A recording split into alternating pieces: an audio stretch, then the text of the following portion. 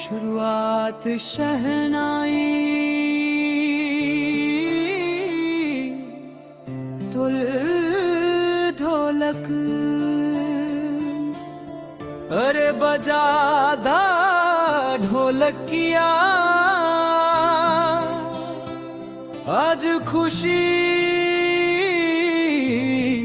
के रात बा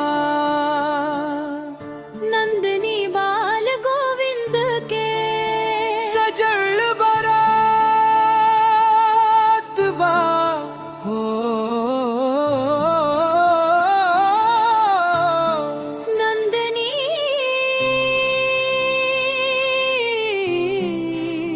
हो गोविंद आज घर में खुशियन के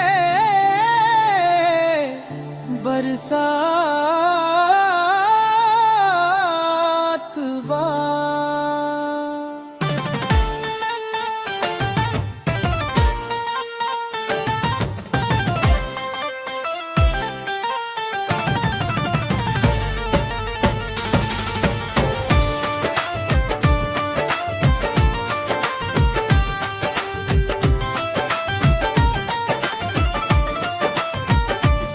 नन्ही बाल गोविंद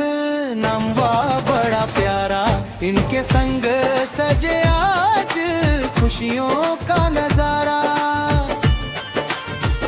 ढोल नगाड़ा बाजे झूमे सारा आंगन नंदनी बाल गोविंद बनले आज दुल्हा दुल्हन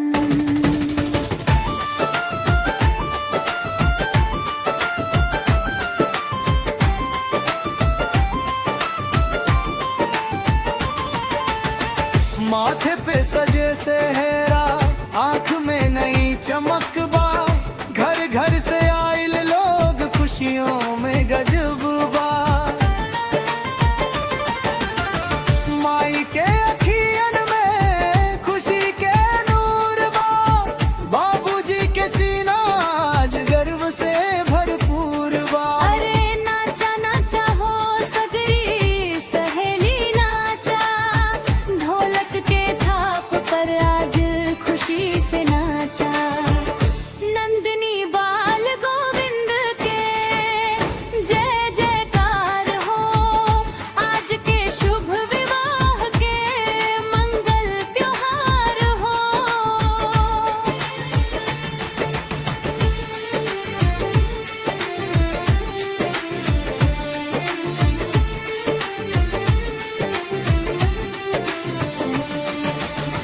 चुनरी के रंगवा जैसे फूलन के बहार बा आंगन में सजल आज सपनन के संसार बा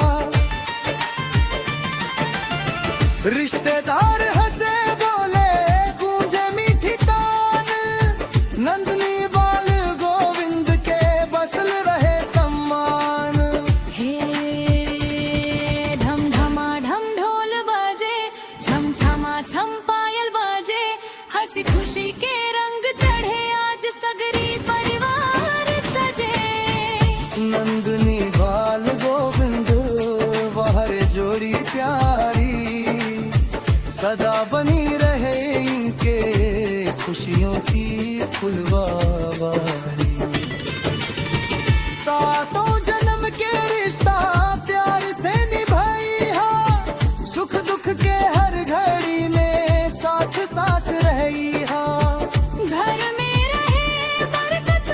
मन में रहे उजाला नंदनी बाल गोविंद के जीवन हो निराला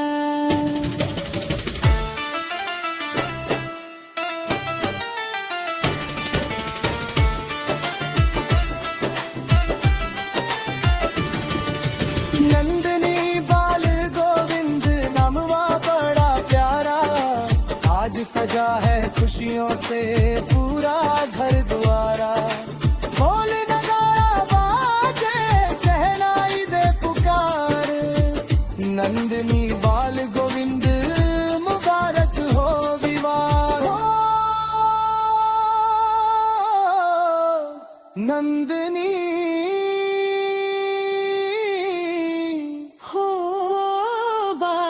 गोविंद खुश रहे जोड़ी आबाद रहे संसार ढोल बजा दो शहनाई बजा दो आज खुशी के दिन वाके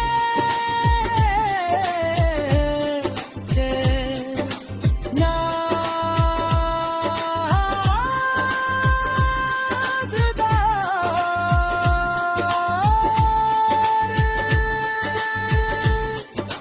है ना